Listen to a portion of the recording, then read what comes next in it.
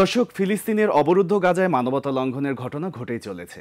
আর Israeli বাহিনীর দ্বারা খাদ্য সংকট নিত্য নৈমিত্তিক ব্যাপার। তবে সেসব গাজাবাসীর কষ্ট লাঘবে কিছুটা প্রচেষ্টা যারা করছেন তাদেরই একজন স্বেচ্ছাসেবী সংগঠক আশ ফাউন্ডেশনের কর্ণধার প্রকৌশলী মোহাম্মদ নাসির উদ্দিন। আজকে আমরা কথা বলবো তার সাথে। নাসির ভাই, কেমন আছেন? আলহামদুলিল্লাহ, আমি ভালো আছি। আপনি কেমন আছেন? আমিও ভালো আছি এবং আপনাকে পেয়ে আমরা আসলে ভীষণ আনন্দিত, কারণ আমাদের এই প্রবাসী পরবাসী অনুষ্ঠানে তো আমরা প্রবাসীদের নিয়েই কথা বলি। প্রবাসীদের জন্য যে কথা বলা, সেটা আজকে আপনি বলবেন, আপনার মুখ থেকে শুনবো। একদম শুরুতে জানতে চাইবো যে আশ ফাউন্ডেশন, যেটির আপনি কর্ণধার, এটি কত বছর যাবত পরিচালনা করছেন? আমরা আনঅফিশিয়ালি চালাচ্ছি 2006 সাল থেকে। আচ্ছা, বাট অফিশিয়ালি শুরু করেছি 2017 সাল থেকে, জুলাইয়ের 1 তারিখ। আচ্ছা, আনঅফিশিয়ালি কিভাবে চালিয়েছিলেন? আনঅফিশিয়ালি বলতে কি, আমাদের নিজেদের যে কার্যক্রম, এর পাশাপাশি প্রতি মাসে একটা মেডিকেল ক্যাম্প করতাম। আচ্ছা, চট্টগ্রাম শহরের চান্দগাঁও থানাধীন আল হুমায়ুন মহিলা মাদ্রাসাতে প্রতি মাসের প্রথম মঙ্গলবার একটা মেডিকেল ক্যাম্প করতাম, যেখানে সম্পূর্ণ বিনামূল্যে চোখের ছানি অপারেশন থেকে শুরু করে নানাবিধ আমরা কিছু হেল্প করতাম, চিকিৎসা এই প্রোগ্রাম চালাতাম। তারপরে 2015 সালে রাঙ্গামাটিতে একটা পাহাড় ধস হয়েছে, সেখানে আমরা প্রথম চিটাগাং বাইরে অংশগ্রহণ করেছি।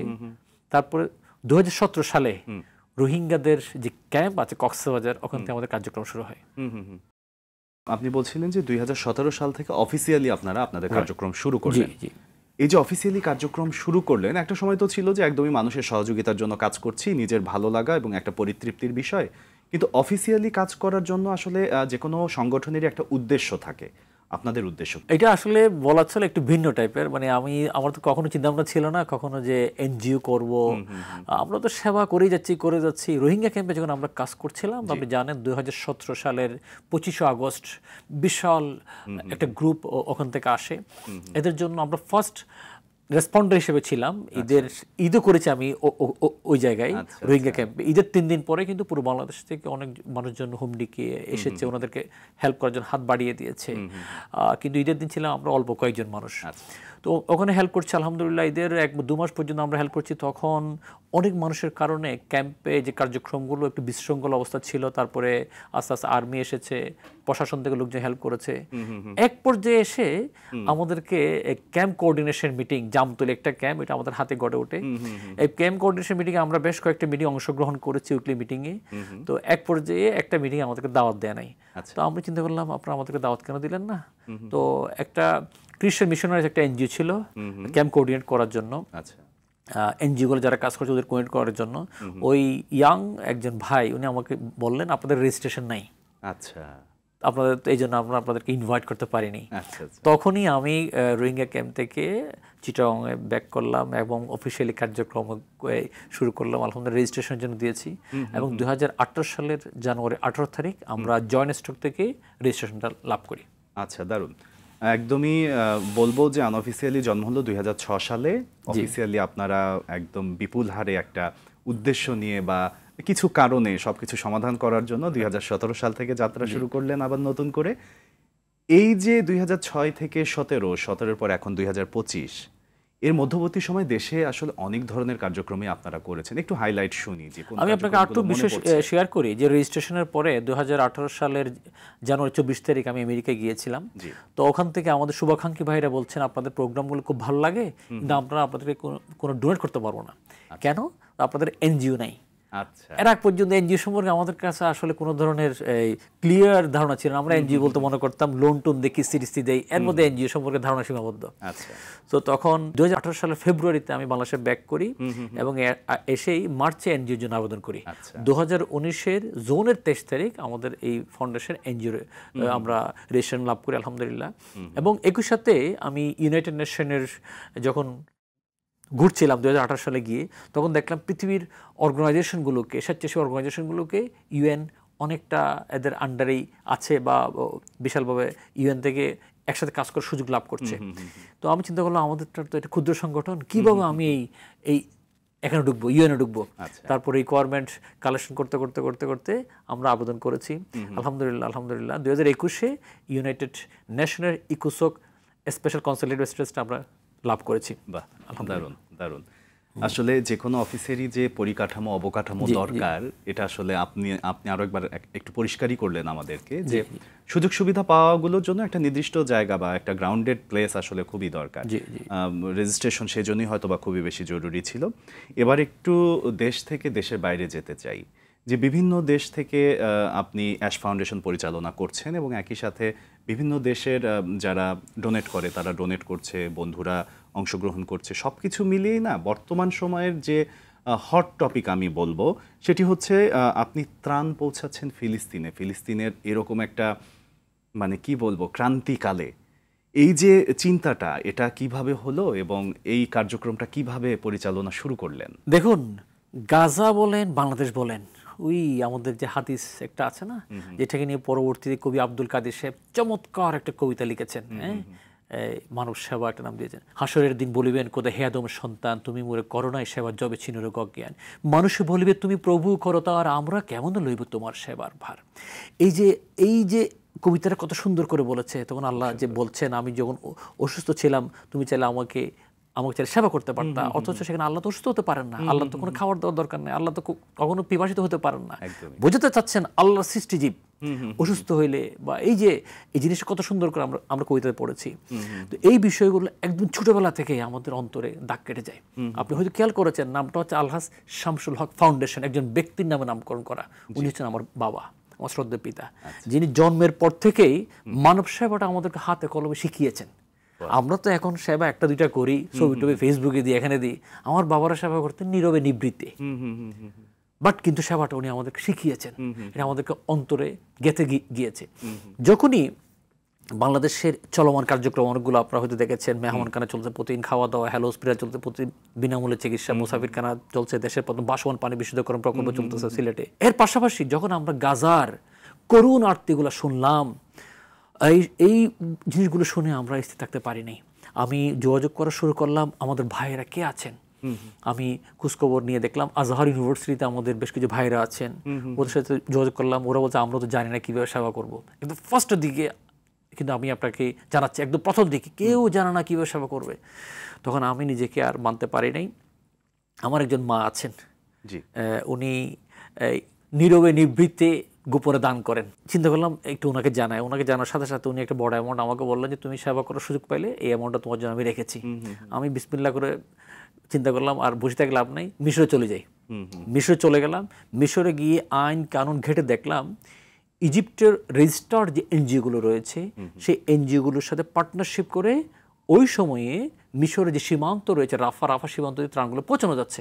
তখন আমরা প্রথমে ইজিপশিয়ান ফুড ব্যাংক এবং ইজিপশিয়ান ইউথ কাউন্সিল দুটো অর্গানাইজেশনের সাথে আমরা পার্টনারশিপ করি এবং আলহামদুলিল্লাহ সেই পার্টনারশিপ করে এই প্রোগ্রামগুলো যখন আমরা বাস্তবায়ন করছি, খাওয়ার দাওয়ার জিনিসপত্র যখন আমরা এগুলো গাড়িতে উঠাচ্ছি, প্যাকিং করছি, তখন আজহার ইউনিভার্সিটির অনেক শিক্ষার্থী স্বেচ্ছাসেবী ভাইয়েরা আমাদের সাথে অংশগ্রহণ করেছেন। ওনারা অংশগ্রহণ করে প্রথম কার্যক্রম শুরু হয়েছে মিশর থেকে সেই সীমান্ত রাফা হয়ে এই ত্রাণগুলো পৌঁছানো। জি, আলহামদুলিল্লাহ। এবং সেখানে অনেকগুলো করুণ স্মৃতি আমাদেরকে এখনও কাঁদায়। আমি যখন এখনও রাত্রে ঘুমাই, ওই স্মৃতিগুলো আমি স্মরণ করলে এখনো চোখে পানি চলে আসে। আমরা শুনতে চাই। যেমন ধরেন, একজন মানুষ যখন মারা যাবে, কাফনের কাপড়টা তো তার একদম শেষ একটা কাপড়। এমন অবস্থা হয়েছে, ইসরায়েলের নগ্ন হামলা এমন তীব্র আকার ধারণ করেছে, মারা গিয়েছে, কাফনের কাপড় নাই, কাফন কাপড়ের অভাব। আমি চিন্তা করছি আমার ছেলে যদি মারা যাইতো, আমার মা মারা যাইতো, আমার বোন মারা যাইতো, এই কাফনের কাপড়টা দিতে না পারলে কেমন লাগতো। তখন আমি চোখের পানি ফেলে ফেলে চিন্তা করছি, আমরা তো পানির বোতল পাঠাচ্ছি, খাবার পাঠাচ্ছি, আমরা ওদের জন্য কাফনের কাপড় পাঠাবো, যেটা হয়তো কোনো অর্গানাইজেশন কখনো চিন্তা করে না যে কাফনের কাপড় পাঠাইতে হবে। তো আমি মিশরের বাজার ঘুরে ঘুরে ঘুরে ঘুরে, আমরা এখনো মনে পড়তেছে কায়রোর একটা বড় দোকান, ঘুরে কাফনের কাপড় যা পাইছি সবগুলো কিনেছি। সব কিনে ওই আমার পানির বোতলের পাশে, খাবার প্যাকেজের পাশে এই কাফনের কাপড় উঠিয়ে দিয়েছি। যেখানে আমি দুঃখিত, মানে যেখানে আমার ভাইদের পাশে, বোনদের পাশে, আমাদের সহযোগী হিসেবে পাশে দাঁড়ানোর কথা, সেখানে তো আমি তো তাদের পাশে দাঁড়াতে পারছি না। এবং আমরা আসলে এত ব্যর্থ মুসলমানরা, আমরা তাদেরকে আজকে আমার ভাইদের জন্য কাফনের কাপড় পাঠাতে হচ্ছে। এইগুলা শুরু হয়েছিল, আমি দুঃখিত, সেই আপনি আপনার আবেগটা পুরোটা শুরুর দিকে আর কি, আলহামদুলিল্লাহ। তারপর আস্তে আস্তে রাফা সীমান্ত দিয়ে ত্রাণ আমরা পাঠাচ্ছিলাম। পরবর্তীতে দেখলাম কি আমরা এই ত্রাণ বা উপহার যা বলি, ভালোবাসার উপহার যেগুলো আমরা পাঠাচ্ছিলাম, আপনারা দেখেছেন হয়তো বাংলাদেশের পতাকা ইজিপ্টের পতাকা একসাথে দিয়ে আমরা পৌঁছিয়েছি। পরবর্তী দেখলাম আমরা যে পাঠাচ্ছি এই জিনিসগুলো বিতরণের কোনো পিকচার আমাদের কাছে নাই। আমি যে ফিল্ড ওয়ার্কার, আমার আত্মীয় স্বজন বন্ধু বান্ধব আমাদের সম্মানিত দাতাগণ টাকাগুলো আমাদেরকে দিচ্ছেন, আমানতগুলো দিচ্ছেন মুসলিম নির্যাতিত প্যালেস্টাইনিয়ানদের জন্য, গাজাবাসীর জন্য সহযোগিতা দিতে। আমরা যে খাবার দাবার আয়োজন করছি এগুলো যদি আমি দিতে না পারি বা দিচ্ছে যে এটার প্রপার ডকুমেন্টেশন না পায়, ছবি ভিডিও না পায়, আমার তো মনে শান্ত দিতে পারতেছি না। মানুষজন আমাদেরকে ভাবা দিচ্ছে হ্যাঁ ওনারা অনেক ভালো কাজ করতেছেন, কিন্তু আমি তো মানসিকভাবে শান্তি পাচ্ছি না। তারপর খোঁজা শুরু করলাম সরাসরি গাজাতে কিভাবে কাজ শুরু করা যায়। তারপরে কিভাবে কাজ শুরু করলেন? তারপরে আমরা এই গাজাতে কীভাবে কাজ শুরু করবো এটা খুঁজতেছি। আপনি মানে জিনিসটা এখন মনে হচ্ছে আল্লাহ তাআলা যেন গাইবভাবে মিলিয়ে দিচ্ছেন। আপনি জানেন গাজা থেকে প্রচুর মানুষ হিজরত করে ইজিপ্টে এসেছে বা বাধ্য হয়ে এসেছে। দু প্রকার লোক সেখানে আসছে, কিছু আসছে টাকা পয়সা দিয়ে, কিছু আসছে খুব বেশি গুরুতর আহত ছিল, ওদের উন্নত চিকিৎসার জন্য ইজিপ্টে পাঠানো হয়েছে। এই আহতদেরকে আমরা কিছু সেবা দিচ্ছিলাম, কিছু ওষুধপত্র দিতে দিতে এক আহত বোনের নিউজ পেয়েছি, যিনি গাজাতে রাত্রে ঘুমিয়েছেন 10টা বাজে, 2টো বাজে ওনার তাঁবুতে আকাশ থেকে বোমা পড়েছে, ওনার হাজব্যান্ড শহীদ হয়ে গেছে সাথে সাথে, ওনার 2 বছরের একটা মাসুম বাচ্চা ছিল, মাসুম বাচ্চারা শহীদ। এবং এই বোন তার শরীরের 70% ফসফরাস বোমার আঘাতে পুরো সম্পূর্ণ জ্বলে গিয়েছে। বোন উনি বেহুশ, উনি অজ্ঞান, এবং ওনাকে চিকিৎসার জন্য হসপিটাল পাঠিয়েছে। পরের দিন রাত্রে ওনার জ্ঞান ফিরেছে। এই বোন তখন কিন্তু 4 মাসের গর্ভবতী। এই বোনকে উন্নত চিকিৎসার জন্য ওনাকে পাঠানো হয়েছে মিশরে। আমরা বোনের সাক্ষাৎ লাভ করে বোনকে বলি যে বোন আপনার চিন্তার কোনো কারণ নাই, আপনার ওষুধপত্র যা লাগে, আপনার বাচ্চা অন্ততপক্ষে দুনিয়াতে আসা এক পর্যন্ত আমরা আপনার পাশে আছি। তো আমরা ওনাকে সেবা করছিলাম। এরকম আরও অনেক রোগীকে আমরা সেবা করছিলাম আলহামদুলিল্লাহ। প্রতি মাসে মাসে একটা অ্যামাউন্ট দিতাম, খাবার দাবার এসে ওষুধপত্র দিচ্ছিলাম। পরবর্তীতে কথা প্রসঙ্গে আমরা যখন জিজ্ঞেস করি যে আমরা গাজাতে কাজ করতে চাই, আচ্ছা, যেহেতু আমরা একটা রেজিস্টার্ড অর্গানাইজেশন, তো গাজাতে রেজিস্টার্ড একটা অর্গানাইজেশন আমাদের দরকার। তো এই বোনটা বলছে আমার ভাই তো আছে, ওনারা তো একটা অর্গানাইজেশন চালায়। এই বোনের মাধ্যমেই গাজার অর্গানাইজেশনটার আমরা নিউজ পাই এবং ওনাদের সাথে মিটিং করেছি। মিটিং করে সাথে সাথে আমরা কাজ শুরু করে দিয়েছি আলহামদুলিল্লাহ। এখন আপনাদের এই ভালোবাসার অর্থগুলো আমাদের যারা ভিডিও আজকে দেখছেন, সম্মানিত দাতাদের অর্থগুলো একদম আমানতদারিত্বের সহিত একদম গাজার মানুষের জন্য খাওয়ার দাওয়ার এবং অনেকগুলো প্রজেক্ট আলহামদুলিল্লাহ আমরা বাস্তবায়ন করেছি। আপনি জেনে খুশি হবেন আমরা শুধুমাত্র খাওয়ার প্রজেক্টের মধ্যে সীমাবদ্ধ ছিলাম না। খাওয়ার সাথে সাথে আমরা চিন্তা করছিলাম এদের জন্য আরো ভালো কি ইউজ করা যায়, আমার সম্মানিত দাতাদের দানগুলো সর্বোচ্চ ব্যবহার কিভাবে করা যায়। দেখলাম কি আমরা প্রথমে পানির বোতল দিলাম, 2 লিটার 3 লিটারের এই বোতলগুলো, দেখা যাচ্ছে বোতলগুলো একবার দিয়েছি শেষ হয়ে যাচ্ছে, স্থায়ী কি ব্যবস্থা করা যায়। তো পরবর্তীতে ওদেরকে বললাম তোমাদের ওখানে কি কূপ আছে কিনা, আমাদের মতো তো টিউবওয়েল ওখানে নাই। তো আমি প্রথমে টিউবওয়েলের কথা চিন্তা করছিলাম, গাছাতে ওদিকে টিউবওয়েল নাই, কূপ আছে। কূপটা কতটুকু দূরে, ওদের কূপটা একটু দূরে। আমি বললাম যে তাহলে কূপের মধ্যে ওই যে পাম্প বসিয়ে দেন, পাম্প দিয়ে লম্বা পাইপ দিয়ে আপনার যে ক্যাম্প আছে ক্যাম্পের পাশে ট্যাঙ্ক বসিয়ে দেন। আলহামদুলিল্লাহ ক্যাম্পের পাশে 5 লিটার একটা ট্যাঙ্ক বসিয়ে দিয়েছি, পাইপ দিয়ে কূপ থেকে পানি নিয়ে আসতেছি, সোলার পাম্প দিয়ে চলতেছে। এবং এই ধরনের একটা প্রজেক্ট না, একাধিক প্রজেক্ট আমরা বাস্তবায়ন করেছি একাধিক ক্যাম্পে আলহামদুলিল্লাহ। তারপর আপনি শুনলে খুব খুশি হবেন, অনেক মানুষ জান আলহামদুলিল্লাহ বাংলাদেশের পক্ষ থেকে প্রথম মসজিদ নির্মিত হয়েছে গাজায় আলহামদুলিল্লাহ। প্রথম মসজিদের নাম ছিল মসজিদে আলহাজ শামসুল হক, প্রথম মসজিদ। এবং পরবর্তী আরেকটা মসজিদ আমরা নির্মাণ করেছি, অস্থায়ী মসজিদ এগুলো, মসজিদে মুস্তাফা। এরপর আরেকটা মসজিদ আমরা নির্মাণ করেছি মসজিদে হাফিজি হুজুর। তো এই 3টা মসজিদ নির্মাণ হয়েছে, তার টয়লেট, বাথরুম, তাবু আমরা দিয়েছি আলহামদুলিল্লাহ। নট অনলি দ্যাট, মেয়েদের স্যানিটারি ন্যাপকিন থেকে শুরু করে প্রয়োজনীয় জিনিসগুলো দিয়ে আসতেছি আলহামদুলিল্লাহ, খাবার দাবারগুলো চলতেছে।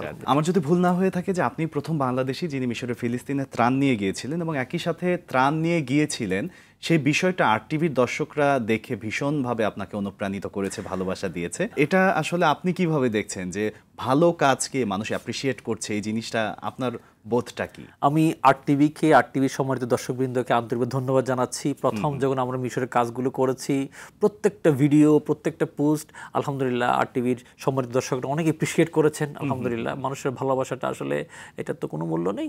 তো আমি মনে করি ওরা ওনাদের ইমানি দায়িত্ব থেকে আমাদের উৎসাহিত করেছেন। এমন না যে আমরা কি এক স্পেশাল কাজ করেছি। হয়তো আমার যেই ভাইটা, যে বোনটা আমাদের উৎসাহ দিচ্ছেন, ওনার মনে ইচ্ছা ছিল উনি প্যালেস্টাইনিয়ানদের জন্য, নির্যাতিত গাজাবাসীর জন্য কিছু পৌঁছিয়ে দেবেন, হয়তো উনি যেতে পারেননি। ওনার পক্ষ থেকে ওনার একজন ভাই, আমরা গিয়েছি, হয়তো উনি ওনার মনের সেই অনুভূতিগুলো আমাদেরকে উৎসাহিত করেছেন। আলহামদুলিল্লাহ। এই যে আপনারা ত্রাণ পৌঁছাচ্ছিলেন, এটার পিছনে আসলে অনেক গল্প আছে আমি জানি। দু একটা কষ্টের গল্প শুনতে চাই, যে কষ্টগুলো আজকে এসে আপনাকে এই যে সুন্দরভাবে হাসাচ্ছে। ত্রাণ পাঠানোর কষ্টের চেয়ে আমরা তো খালি ত্রাণ পাঠাবো সেরকম না। আপনারা হয়তো দেখেছেন বাংলাদেশে যখন মার্চ ফর গাজা হয়েছে, একাধিকবার হয়েছে গাজা, লাখো লাখো মানুষ অংশগ্রহণ করেছে।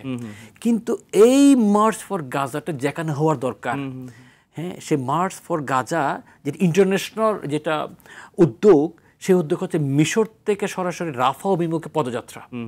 সীমান্ত যেটা তারা নৃশংসভাবে তারা বন্ধ করে রেখেছে, আমরা কেউ কিছু করতে পারছি না, সেই সীমান্ত খুলে দেওয়ার জন্য বিশ্বের একদল মানবিক মানুষ পদযাত্রা। সেই পদযাত্রাতে আমি খেয়াল করলাম আমাদের লাখো মানুষ বাংলাদেশে অংশগ্রহণ করলো, এই মার্চ টু গাজাতে কেউ নেই। অথচ আমরা প্যালেস্টাইনিয়ানদের জন্য কাজ করছি, গাজাবাসীর জন্য কাজ করছি। তো আমি চিন্তা করলাম কেউ থাকুক বা না থাকুক আমার অংশগ্রহণ করা দরকার। আপনারা জানেন মিশরের অবস্থান নিয়ে ওরা খুব সেন্সিটিভ এই সমস্ত বিষয়ে। সো আমাকে আমার শুভাকাঙ্ক্ষীরা বলেছেন আপনি যায়েন না, গেলে এখানে অনেক ঝামেলা হইতে পারে এসেই।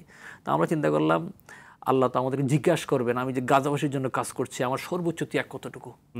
স্রেফ আল্লাহকে দেখানোর জন্য, আমি এখনো বলছি স্রেফ আল্লাহকে দেখানোর জন্য আমি রিস্কটা নিয়েছি। এবং মার্চ টু গাজাতে আমরা অংশগ্রহণ করছি, ইন্টারন্যাশনাল যে মার্চ।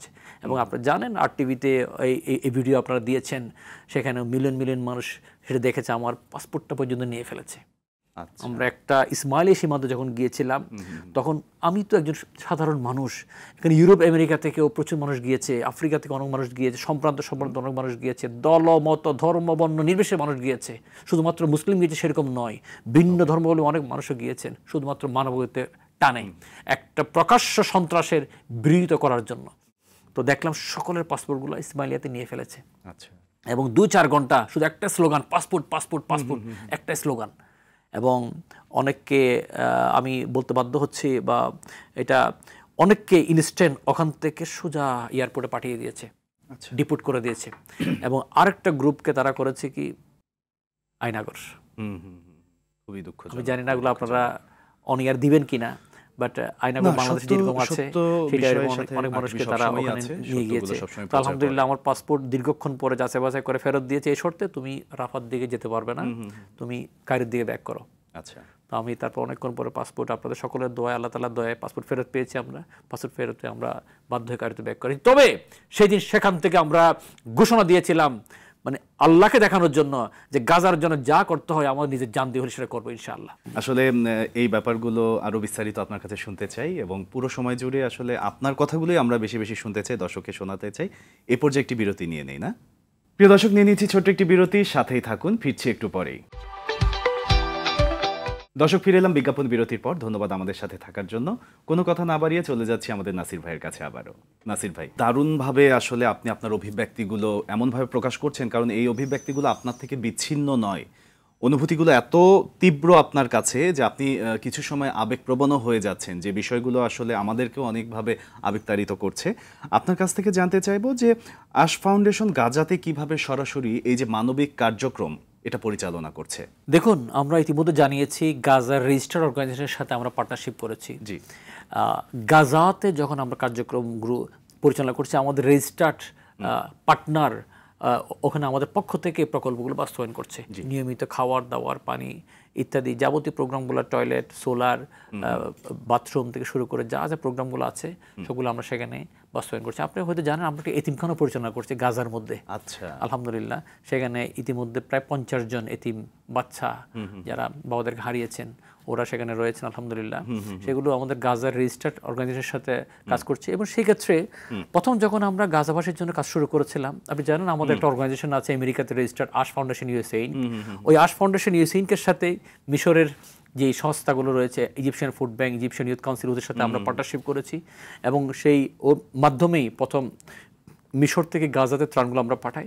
পরবর্তীতে গাজার অর্গানাইজেশনের মাধ্যমে এই প্রকল্পগুলো আমাদের বাস্তবায়িত হচ্ছে। এগুলো এখনো চলছে আলহামদুলিল্লাহ। আপনারা যেটা করেছেন যে আপনারা শুধু গাজাতেই নয় বা ফিলিস্তিনে নয়, মিশরে নয়, আপনারা নেপালেও মসজিদ প্রতিষ্ঠা করেছেন, এই বিষয়টা কিন্তু অনেক সুন্দর এবং এটা নিয়ে আসলে বিস্তারিত আপনার মুখ থেকে শুনতে দেখুন, চাই। নেপাল আমাদের পার্শ্ববর্তী একটা রাষ্ট্র, দেখতে শুনতে অনেকটা আমাদের মতনই মানুষজন, এবং আপনি জানেন নেপালের প্রচুর শিক্ষার্থী বাংলাদেশের মেডিকেল ইঞ্জিনিয়ারিং তারা পড়ালেখা করছে। আমার ইউনিভার্সিটির ইঞ্জিনিয়ারিং ডিপার্টমেন্টে কয়েকজন ইয়াঙ্গার ব্রাদার নেপালি তারা ছিল, তো তারা আমাদেরকে রিকোয়েস্ট করছে, ভাই আপনারা তো অনেক জায়গায় কাজ করেন, আমরা নেপালে 5% মুসলিম, কিন্তু আমাদের এলাকার মধ্যে প্রায় 40% মুসলিম। ওরা সুনসারি যে ডিস্ট্রিক্ট, সেখানে প্রচুর মুসলিম রয়েছে, কিন্তু জুমার নামাজের জন্য একটা ভালো মসজিদ নাই।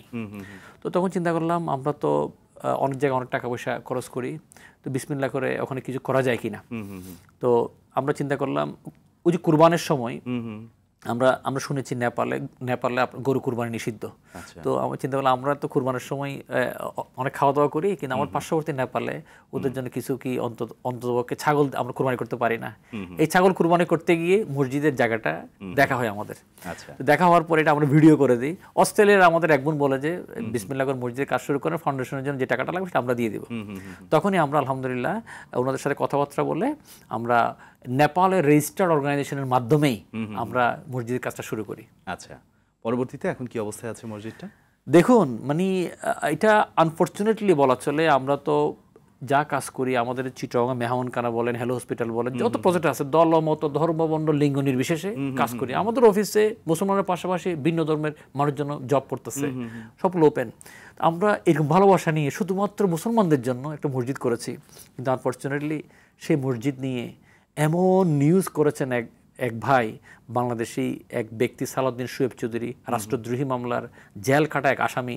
সে এমন নিউজ করেছে, আমার সাথে Barack Obama, Hillary Clinton, professor doctor Yunus, IAS, Tehriki Taliban, মানে পৃথিবীর সকল বড় বড় অর্গানাইজেশন সব আমার পিছনে আছেন।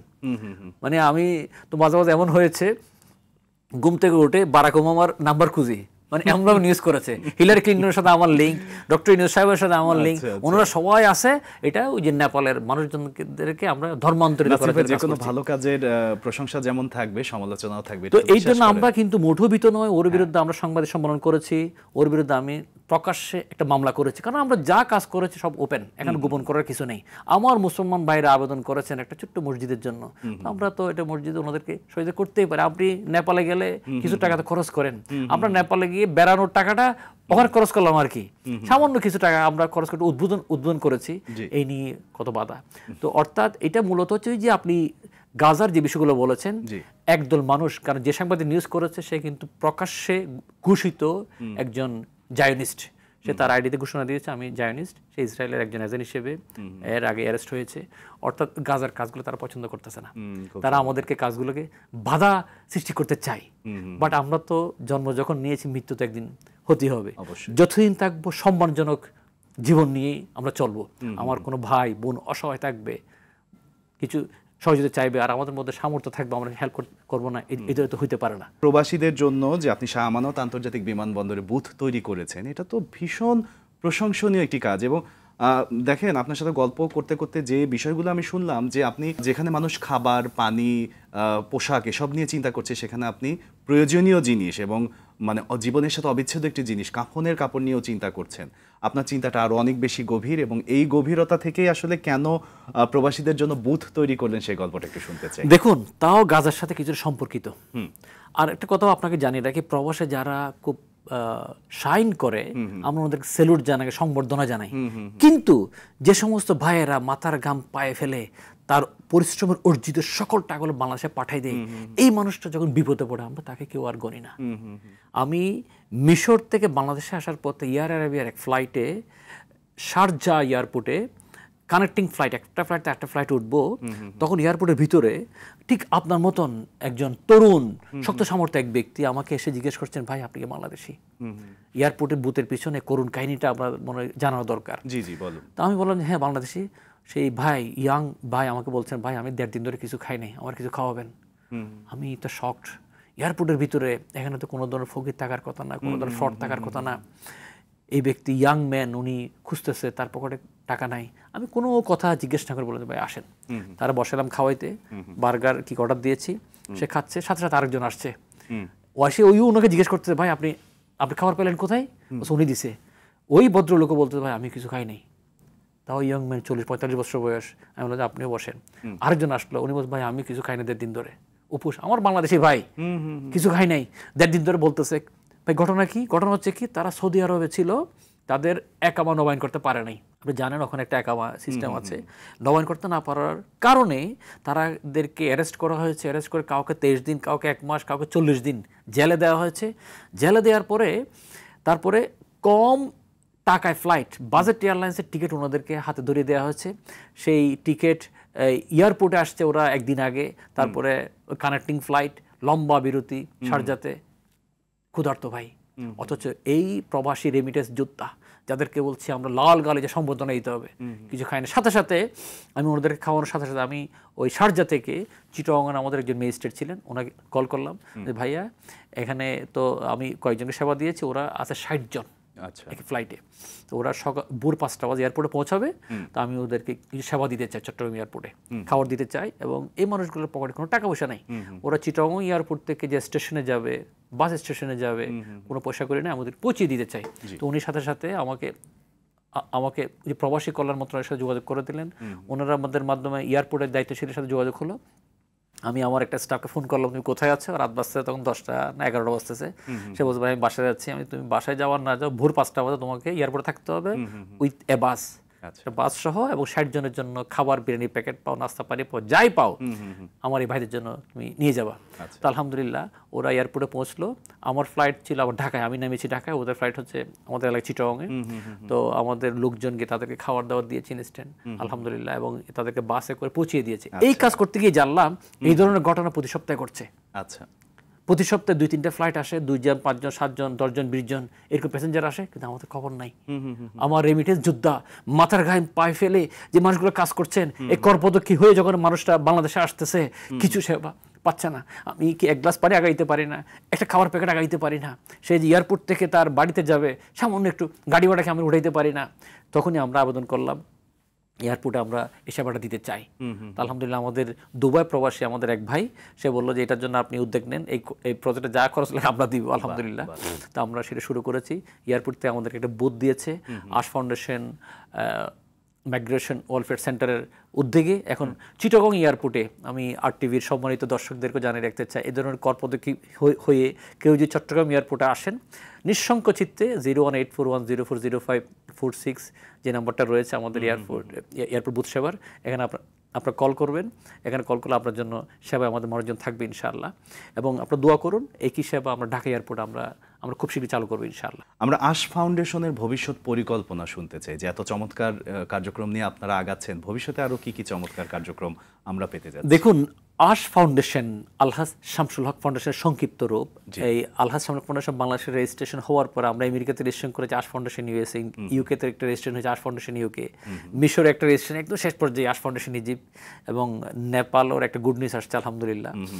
তো একই সাথে অস্ট্রেলিয়াতে আমাদের একটা রেজিস্ট্রেশন নেওয়ার খেয়াল, এবং আমাদের বাংলাদেশি অনেক ভাই বোনেরা ইউরোপ আমেরিকাতে যায়, ডিপেন্ডেন্স বিষয় হয়ে যাচ্ছে, আত্মীয় স্বজনের বিষয় নিয়ে যাচ্ছে, বিভিন্নভাবে ওনারা যাচ্ছে, কিন্তু ওনারা থাকে আনস্কিল্ড, যে কারণে আপনি দেখবেন অনেক মানুষ বেকার ঘুরতেছে, চাকরি ঘুরতেছে। আমরা চিন্তা করলাম আমার এই বাংলাদেশি যারা ইউরোপ আমেরিকাতে গিয়েছে ওদের জন্য আমরা কিছু স্কিল্ড ডেভেলপমেন্ট কোর্সে আমরা উদ্যোগ নিব। আলহামদুলিল্লাহ আপনি জেনে খুশি হবেন, ইউকের একটা রেজিস্টার্ড অর্গানাইজেশনের সাথে আমাদের ইতিমধ্যে পার্টনারশিপ হয়েছে আলহামদুলিল্লাহ। আমরা ইউকে থেকে শুরু করব, এবং একই সাথে আমেরিকা থেকে আমরা এই দুটো প্রোগ্রাম চালু করতেছি।